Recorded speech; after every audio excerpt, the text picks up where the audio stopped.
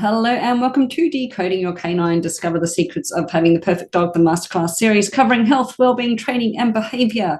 With me now is, I'm your host, Ness Jones. I always forget that bit. But with me now is Dr. Nick Thompson, who is from the veterinary practice in England. But he is the founding president of the International Raw Feeding Veterinary Society, which is pretty amazing. And today we are going to be talking about raw food for dogs for health and happiness. Dr. Nick, thank you so much for joining us. Really happy to have this conversation. It's such an important one. But maybe you could talk to us a little bit about your journey into this field, why you're so passionate about raw feeding. But before you do that, I want to talk about your peacocks. Peacocks. Yeah, you've got two, is that right? No, we've got 5 now, actually. Oh. Yeah. Now, people listening would think, "Oh, what a pretentious git he is." Oh, but no. actually, here's the, and I would think the same. But here's the story. There's a little village about a mile up the road, a click and a half in Australia, and there was a lady up there who, for her 50th birthday, she got 2 male peacocks, and was delighted. So she brought them home, and she had a run for them and what have you. And within 10 minutes of them getting out of the car, they disappeared. And one of them came down and lived with us, and so we gave her a ring and said, "We've got your peacock, you're very welcome to come and pick him up," and what have you. And she said, "How do you get a peacock?" They, because when they fly, they're like a bag of umbrellas taking off. Okay. Oh, wow. Especially when they're in full feather. So she decided not to, and so we had this lovely peacock. We've called him Julian Peacock, and he was a young guy, and we thought he's going to get lonely. So we got his father, who's called Raj, and so these guys, they live most of the time together. They get a bit antsy when it's mating season, kind of May time. Okay, and the dad kicks out the son and what have you. But we can manage that, and so this year, to try and manage them and make them happy and help with behavior and natural environment, we got 2 girls, 2 lady peacocks, peahens no less. Okay, and they had 5 babies. One of the peahens had 5 babies. 4 of them didn't make it because somebody broke a wing, and I think the fox got another. It's really sad, but there was one lovely, dinky, small peahen who was just growing up. And initially, we didn't know whether she was going to be a boy or a girl. So we called her Vivian, because it could be either. Okay. And so Vivian is now about half the size of Mum. And they just wander around. We've got 0.6 of an acre here, which is tiny, but it's more than enough for us, especially when I have to mow the grass. And it's like this. And so basically these guys, they just wander around, and they're very good guard dogs, and amazing. We've got hens, which is why Julian came to live with us in the first place. He quite fancied a number of the hens. So there you go. That's the story. We've now got 5 peacocks. Oh, wow. That's amazing. So tell us about your journey into becoming a vet and what it is about raw feeding that you're so passionate about. For sure. Okay. So I was raised, my mother was a nurse, my father was a doctor. And so Mum was into health food before health food was really a thing. I'm talking in the 1970s and 1980s. And so I was raised in that environment where you are what you eat. We didn't eat junk food. For us, junk food on a Friday night was a homemade pizza. Okay. But it's all relative. So that's what we did. Food was always cooked fresh. Wonderful. And so that was my how I was raised. And then I decided, my dad was a doctor. I didn't want to be a doctor because I just I faint at the sight of human blood. Can you believe it? Can you believe it? It doesn't make any sense. It doesn't make sense. Right. Yeah, blood is blood, but there you go, especially if it's mine. So I thought doctoring is not for me, but I love to be outside. I love to be out of doors. I love talking to people. And so I thought veterinary medicine would be fascinating. I wanted to learn about physiology, about what makes the body tick. And so I went into veterinary medicine. I did 6 years at Edinburgh, qualified in 92. I was in practice in Yorkshire and on the south coast of England for 7 years. And then I decided that I wanted to look into alternative medicine because in the morning I would be vaccinating a puppy or a kitten or something. And then in the afternoon, I would be treating dogs and cats, some of them for vaccinosis, for ailments derived from vaccination. And I thought there's a dichotomy here. And so I just thought, right, I'm going to set up my own practice. It's called holisticvet.co.uk. We set up in 1999. And the rest is really history. I studied homeopathy in the 90s. I studied acupuncture in the 90s. And since that time, I've been looking at raw food feeding. Ian Billinghurst wrote his book, came out in the UK in the 90s. And so I was fascinated by this. It suddenly struck me that why wouldn't you feed a species appropriate diet to a dog? Yeah, you feed horses on grass, you feed cats on meat of some description because they're supposed to eat mice. And dogs, they're scavengers, they're designed to eat anything, but they're very heavily tilted towards carnivory. And the idea of feeding ultra processed food, which is the kibbles, the little biscuit kibbles or tins, is for me is just absolute madness. Nobody raises their kids on McDonald's kitty kibble, okay? Yeah. And really it is as basic as that, Ness. It's just a realization that doctors don't prescribe ultra processed food to their patients. They don't recommend it to their patients, and yet within veterinary medicine we do. And I thought about that long and hard, and in fact I didn't. I've thought about it long and hard since, and I've looked at all the science since, but actually it's as simple as that. Why not feed cats as they're meant to, as they're meant to feed dogs as they're meant to feed horses and cattle as they're meant to feed? So there you go. It's a very simple revelation. And what I find is that the more qualified in veterinary medicine, in physiology, in biochemistry, the more qualified people are, the less they get that. Yeah, the more they're within the industry, the more difficult they find. Whereas just, Mrs. Jones on the street with her dogs, with, she's doing behavior, she's doing these kind of things. She totally gets it. I talk to children about it. They totally get it. But when I talk to vets, they have this a fearful mindset, and they find it difficult to come away from that ultra processed paradigm.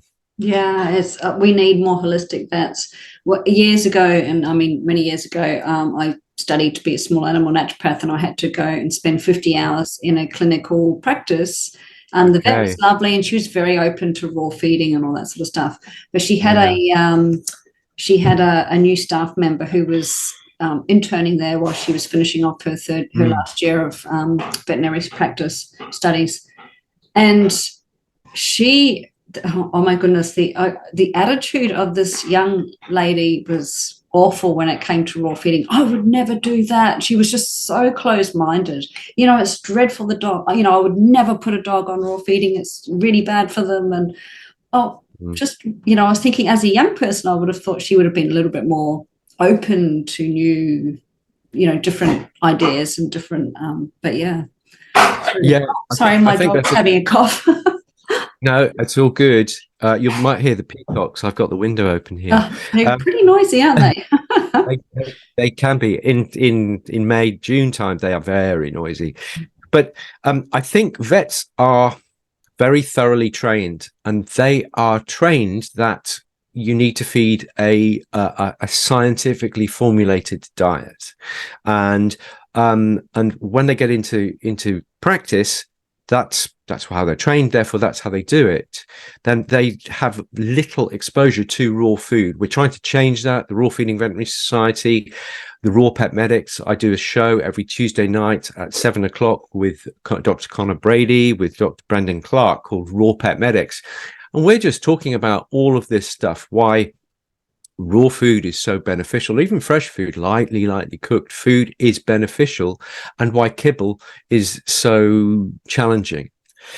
The World Small Animal Veterinary Association, over the last 10 years or so, have come out with their critique of raw food, and it's based on benefits, bugs, balance, and bones. They say there's no benefits, but there are. I've got papers.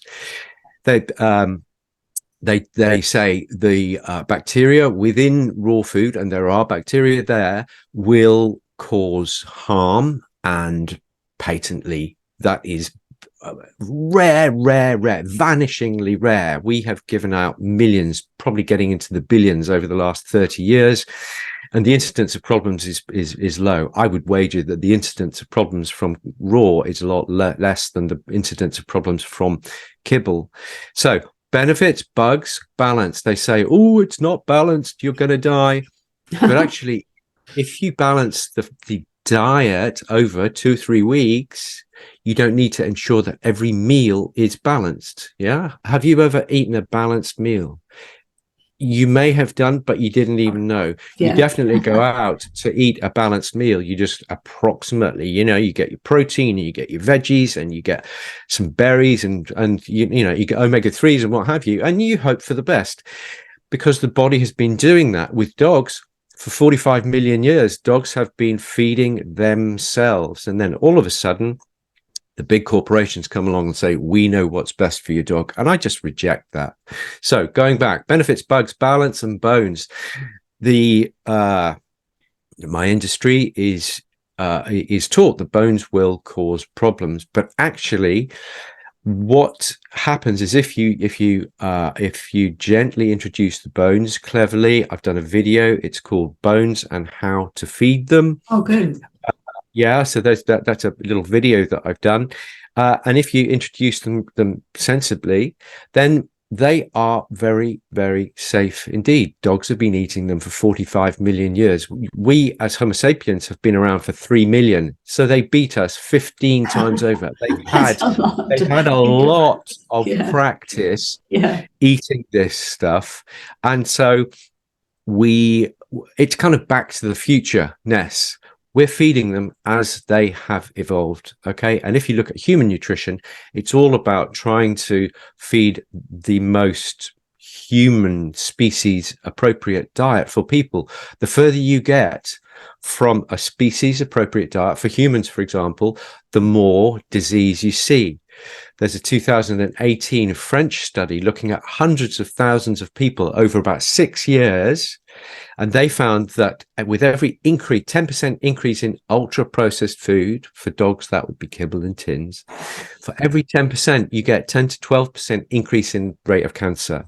Wow. So this is really well known. And yet we are taught at college that you've got to feed 100%.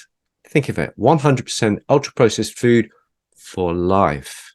And I think that that's really, really sad when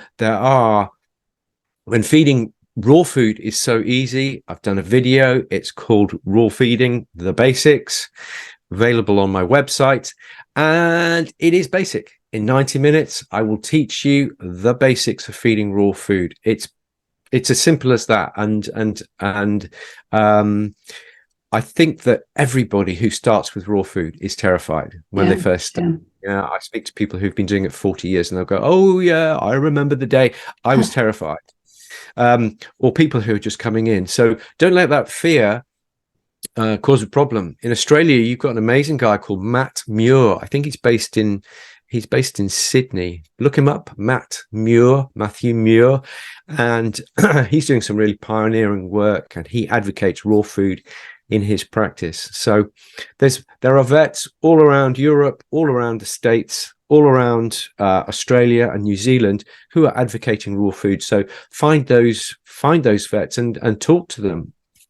Yeah. Do you think the holistic vets are the amount of holistic vets is increasing then? Yeah, I do. I absolutely do. I think Encouraging. yeah, I think pharmaceuticals have their place, but when all you've got is pharmaceuticals, that's what you use. Whereas when you have a much bigger toolbox, you've got food, you've got acupuncture, you've got homeopathy, you've got herbs, and you've got pharmaceuticals. You've got a bigger toolbox. Yeah. Which garage are you going to take your car to? The guy who's just got a spanner, or the guy who's got a whole wall of tools to fix your car? It's kind of like that. Okay. Yeah. So all this stuff is really, it's intuitive. Yeah. You don't need a degree in nutrition to feed a dog really well. Yeah.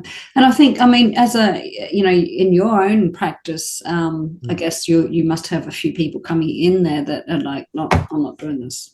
I'm not feeding my dog raw food. And, you get that pushback also from, oh, I don't like touching it. I don't like touching raw meat or something Sure. like that. What? Sure. Yeah. No, that's absolutely the case. But there are lots of companies. There's probably 10 or 15 really good quality companies who will take the meat and bone and organ and veggies and seaweed and what have you, put them together, freeze them and send them to your door. So you don't actually really need to touch any meat. I've got a lot of vegans and vegetarians who are my clients, and I say, this is fabulous, yeah, because you are eating your perception of a species appropriate diet. I'm just going to do the same for your dog. In fact, 2-3 years ago, I said it's a prerequisite. If you want to come to my practice, you've got to either consider raw or fresh food. Okay. Right. If you're going to keep on feeding kibble, then I'm not sure that I can work with you. Yeah. Because I think it is detrimental. Yeah. The French study that I just mentioned. Okay. How can I, in all good faith, say to people, you're doing great, here's your herbs, carry on feeding kibble, when I know that the ultra processed food is detrimental? That's one of many studies showing that ultra processed food is much more detrimental. Can we talk about that? Because you mentioned cancer being one of the issues, but a dog, especially like a young puppy that's brought up and is on kibble for its whole life. I know Dr. Ian Billinghurst, he talks about, I'm sure you do too, but maybe you could go into it in more in depth. So skeletal problems, maybe hip dysplasia. What kind of things other than cancer, might somebody come up against? Okay, we were just at a conference in Helsinki because they have a group, a research group called Dog Risk. Definitely worth checking out if you're interested. University of Helsinki. We were there last weekend, and people from around the world got together to talk about raw food, to talk about nutrition, to talk about health, longevity, and what have you. And so we had many presentations, and some of the work that the Dog Risk group are doing, they've done one study whereby they showed that if the dam, the bitch, is fed raw food, the likelihood of the puppy is for atopy, which is allergies to pollen or house dust or environmental factors, is reduced. There's another study from the same group, Dog Risk, whereby they looked at German Shepherds raised on kibble, and they looked at German Shepherd raised on raw, and they found a reduction in hip dysplasia scores. Okay, so this is science. This is not just me saying it's great. It's 45 million years, although I think that's probably enough evidence that science is kind of catching up with our intuition. And so there are these papers demonstrating that raw food is really fantastic. I mean, the benefits to raw food, everybody, they're initially terrified and then they're amazed. And they inevitably say, why didn't I do this 10 years ago, 20 years ago? You don't know, yeah. You don't know what you don't know. That's exactly right. Yeah, so what are some of the benefits? So obviously tackling, I know people say my dog's got terrible skin and they put them on raw and then suddenly their skin clears up. What other benefits do you think there might be? Okay, if we go from the front of the dog to the back of the dog, let's just have a look at this. So right at the front, you've got the nose. I've got some cases where it was perceived that the dog's sense of smell improved, Oh, because you're right. putting in better building blocks. How can you be healthy if you're eating ultra processed food? Look at Supersize Me, Morgan Spurlock. He went onto a McDonald's diet for 30 days, and after 15 days his doctor was praying to him, was imploring him to stop the diet. Okay, I've just read a lovely book called Ultra Processed People by a guy called Chris Van Tulliken, and he did the same.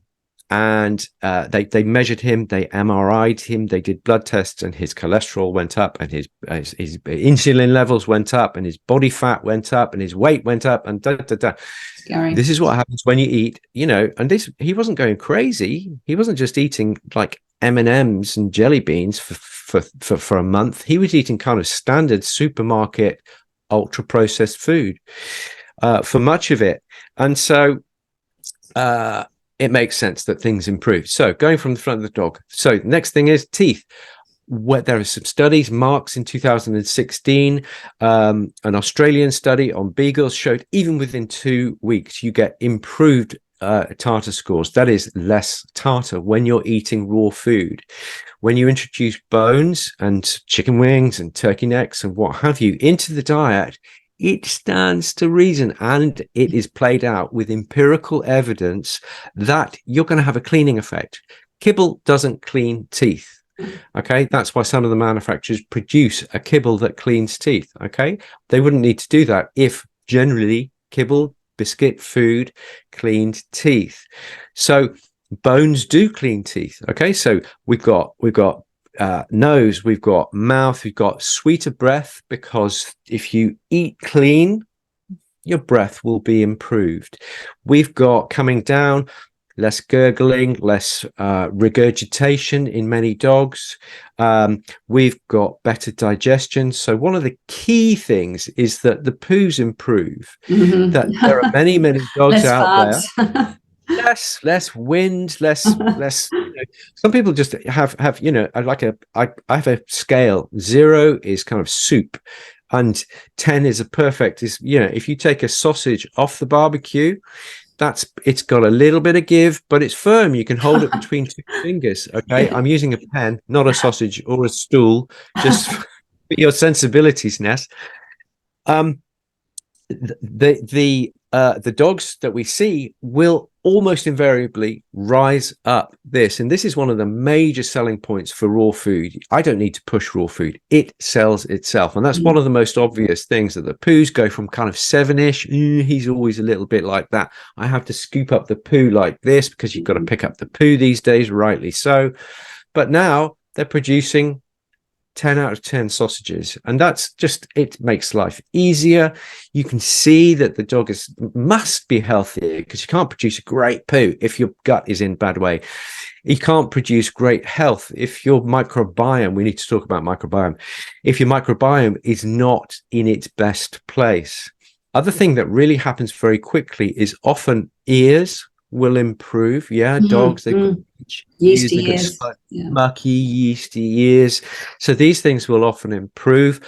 And the coat. Okay, so the 2 big things that people will see even within the first 2 weeks is poos improve in most cases, and the skin, they weren't even expecting. Owners are not even expecting, but they will inevitably say to me, the coat is softer even within 2 weeks, and the coat is cleaner and less smelly.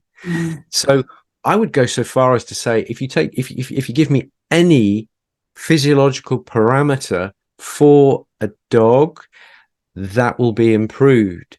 There's more hydration with raw food than with kibbled food, obviously, because kibble is dry, and so kidney function can improve, because you just got more moisture going into the body, and so you've got protection from dehydration, and you've got improved renal perfusion, and so it's a win-win-win. And I would suggest, if people are thinking about this, then don't believe me, just talk to a really nice raw or fresh food manufacturer and say, let's have a go for 2 to 4 weeks. Just give it a go. And you will see those differences within even a couple of weeks. Some dogs, the poos will improve within 2 or 3 days. I think, I'm sorry, go. No, no, no, Oh. I'm good. I can go on about this all day. Yes, you're going to have to jump in. No. So all I was going to say was, I think that it is a lot easier to feed raw these days, simply because you can buy it prepackaged, and obviously you still have to watch where you're buying it from. So make sure you go for quality. I just wanted to tell you a little story, anecdotal story. So that Rottweiler behind me on the wall, I don't know, can you see him on the wall? Over your other. Yeah. So he's passed now. But when he was a puppy, he grew up and lived on raw. You know, he was a puppy and had a raw diet. The breeder brought them up on raw as well. But then his sibling, his brother, lived near us, and we got together. I think they might have been, I don't know, 16 weeks old or something. I don't know if it was maybe a little bit over. Maybe it was more like 5 months. I can't actually remember. But the brother his coat was in stark contrast to my boy. So it was his smooth, glossy, really black. This dog was kind of dull, coarse. You know, it didn't feel as soft and glossy. I feel like he was a bigger dog as well. So, I mean, I know, you know, just because they came out from the same litter doesn't mean they're going to look exactly the same. But I do wonder whether there was more, you know, probably getting more food and maybe putting more pressure on his skeletal system compared to my boy. I don't know. I think it's the basics. You don't need, like I say, you don't need a degree in nutrition. If you are giving physiologically appropriate building blocks into the dog, then they can create a much healthier physiology. Yeah, if you give a builder really poor material, even though they might be immensely clever and gifted and what have you, and they're not going to be able to produce the best house in the world. If you give a good builder and the physiology, the innate ability to be healthy, that's the equivalent of the builder. We give that builder really great building materials, they will be able to produce a palace. Okay, and that's how we think about it. It's a really simple thing. And I would really, really urge people, talk to your local raw food manufacturer or somebody good, because I mean, you can post anything anywhere these days. So you can, even if you're in Perth, you can talk to somebody in Sydney. Even if you're in the UK, you can talk to manufacturers all over the UK. Same with the States. Find good people, find the right price point for you, and use their products, their ready, combined, balanced products initially. And I go through this in the video, Raw Feeding the Basics. It says, let somebody else do it for the first few months until you find your feet. And then after that, you can begin to do DIY, which is actually what we do in our kitchens every single day. We DIY food for ourselves. Okay. So if you can feed yourself, if you can feed your family, you can feed the dog. Okay. But it's a bit like driving. You know, when you first drive, you've got a driving instructor. Okay. You need somebody just to chaperone you, to show you the ropes and what have you. And so it's the same with the raw food paradigm. It's just, you get somebody who knows what they're doing and they will help you, guide you through. These are the raw food manufacturers, and they'll do the heavy lifting initially. And then once you feel confident, you've had conversations with people, you've done your reading, then you can begin to DIY. And the key ingredient doesn't go in the bowl. The key ingredient is variety. That you'll feed 4, 5, 6, 7 days of venison, then the same of lamb, then the same of chicken, then the same of beef, then the same of pork, then the same of goat, something like that. The manufacturer will just ship it to your door. You put it in the freezer. And so to feed the dog, you defrost, feed the dog. Okay. So that whole, oh my goodness, it's going to be complicated. It's not. Yeah. It's as easy as picking up a bag of kibble and going plink, plink, plink. But in the knowledge that you're not feeding ultra processed food. Yeah. And so you just talk about the gut microbiome, which you just mentioned. I mean, what I love about that whole discussion is that there's a lot more research going into it, and we talk about the gut-brain axis for humans, but obviously it applies to dogs as well. So how it can help with their behavior as well if they're getting it right. Actually, yeah, I think food and behavior is really is a thing. And I'll give you a great book for your guys. Your guys are all keen on behavior and psychology and what have you. Okay, so here's a gift for you.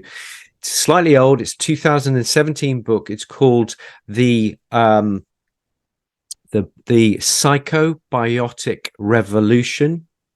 Yeah, so Psychobiotic Revolutions by a guy called Cryan and Anderson, and they go through all the information to date within the human literature at that stage. And his quote, this is the takeaway, is that the gut bugs influence the brain, and therefore they influence everything.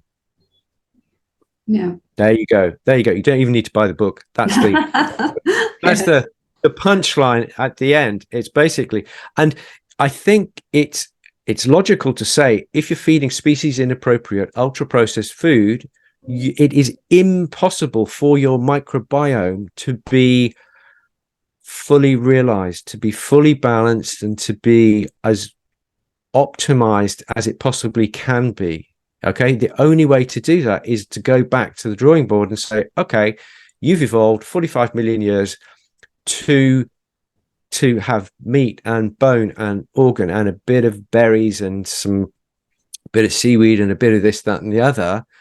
Therefore, that's what we're going to give you, because when your microbiome is comfortable and balanced, then we've got other physiological factors like your immune system, but also because of vagal connection, because of the nutrients going into the body through the blood-brain barrier, your behavioral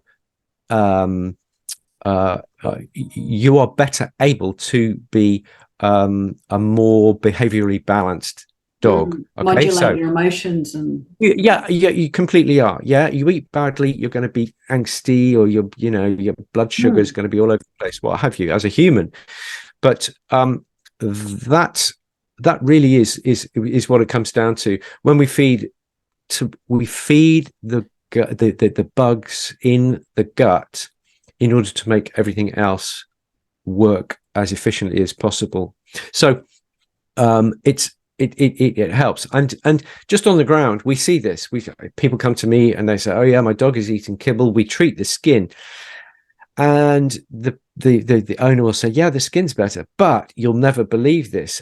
After the dog ate, he used to do, like the wall of death around the zoomies sort of thing. Zoomies around the house, and he stopped that. And that wasn't even. That will be, well, it's the high carbohydrate, it's the ultra processed, it's the AGEs, the advanced glycosylation end products. These are carcinogens within kibble, a bit like cigarette smoke. And so even without prompting, the owner will say, oh wow, he's eating a raw food diet now, she's eating a raw food diet, and I didn't realize, but actually they have calmed down.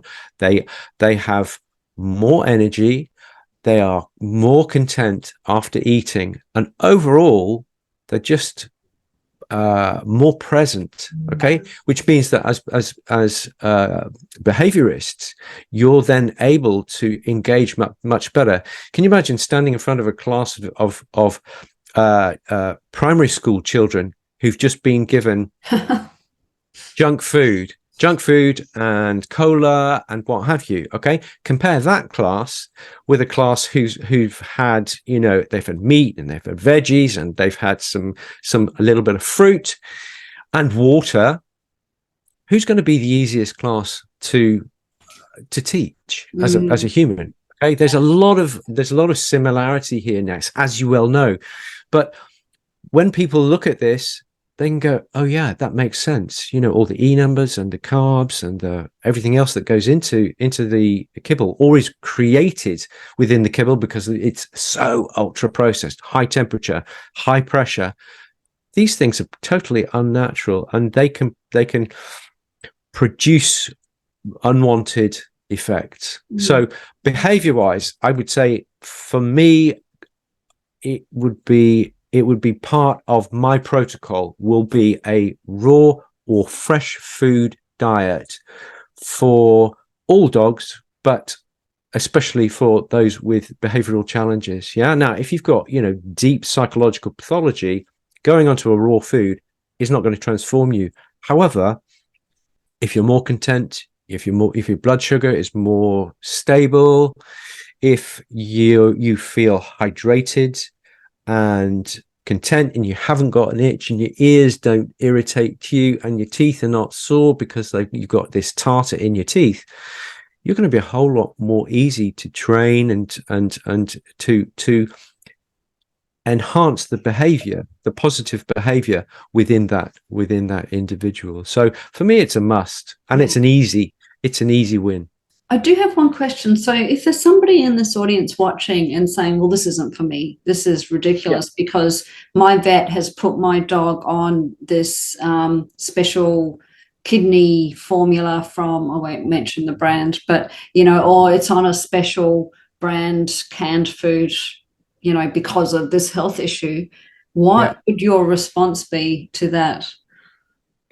Well, all they do is they just manipulate the ingredients, which is appropriate for liver disease or kidney disease or what have you. But we can do that because we can look at the individual and we can see what balance of nutrients work best for that individual. I think we can do what the tins and the kibbles do, these so-called prescription diets. We can do that, but we can do it better because we can individualize. And there are companies in the UK now who are producing that like low purine food or kidney friendly diets. There's another company who do a bespoke service. They say, right, tell us what you need and we'll make it for you. Yeah. So that's the way it's going. So don't be put off by the prescription diet. They're not prescription diets. You don't need a prescription to get this food. It's just they've taken a standard diet and they've just either reduced the protein a little bit or they've increased the B vitamins a bit and tripled the price. Wow. That's my take on it. I'm kind of cynical about these things. Your vet may think differently, and your vet is in charge of your animal's case, and so you need to have that conversation with them. I won't say take them off the prescription diet and put them on raw.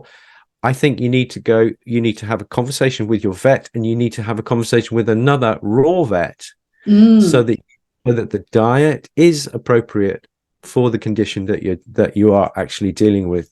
And so that's easy. It's two conversations. No, that's brilliant. So I guess just to wrap up, because I know you have to go. Can you hear me? Okay, so yes, you just froze there for a second. So we've talked about the benefits that we don't have to worry about bugs. We've talked about the balance and the bones, etc. Any last words on raw feeding? Why they should do it? Anything? Remember, it's easy. Remember that everybody's terrified. Even vets are terrified for the first few weeks, but you will see the benefits, if not within days, then within a short number of weeks, 2 weeks or so, you'll begin to see the changes. Yeah. Your Rottie, you said that they were about 16, 18, 20 weeks or so. Yeah. I forget now. Even then, you could see the difference between the two. Big difference. Dull, starey coat, and one had a fantastic coat.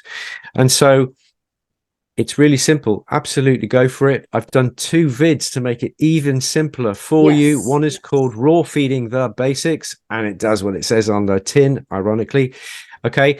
It's 10 short lessons. Yeah. I've made it so that it's absolutely bite-sized. It's there's no fancy complicated language.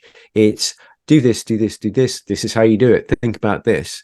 And with the bones and raw feeding, this is the process. It's very simple. Enjoy. Same. It's about 100 minutes long, 10 short lessons. So you can do each lesson so you don't feel overwhelmed, and you can keep those vids forever. So there we go. And we can do a competition if you like, Ness, for your guys. If we can ask a question right now, and the first 3 people to get in touch with you guys with the right answer, I am happy to send out both of those videos to those people. First 3 right answers to the question. Have you got a question? I haven't got a question in mind. I can ask. I thought you had a question. I've got, okay. Let's all right. Here's a question. So from the conversation we've just had,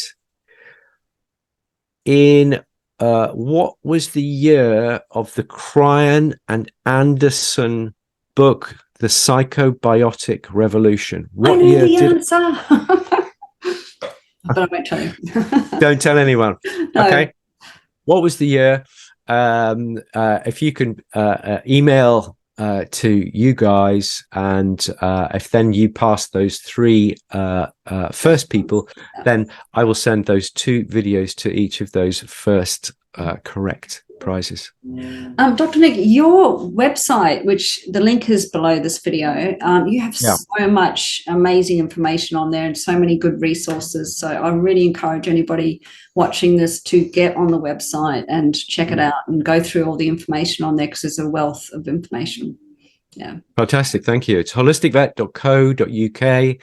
And if you want to follow what we do on Instagram, it's holisticvet UK. Yeah, links will be so easy peasy. Yeah. Dr. Nick, thank you so much for taking the time to discuss this important topic. I think it's I love the fact that it's becoming more acceptable, not just in your world, but in the everyday dog caregivers world as well. So trying to get the message out there is really important. Ness, I'm really pleased and really grateful that you can allow me to share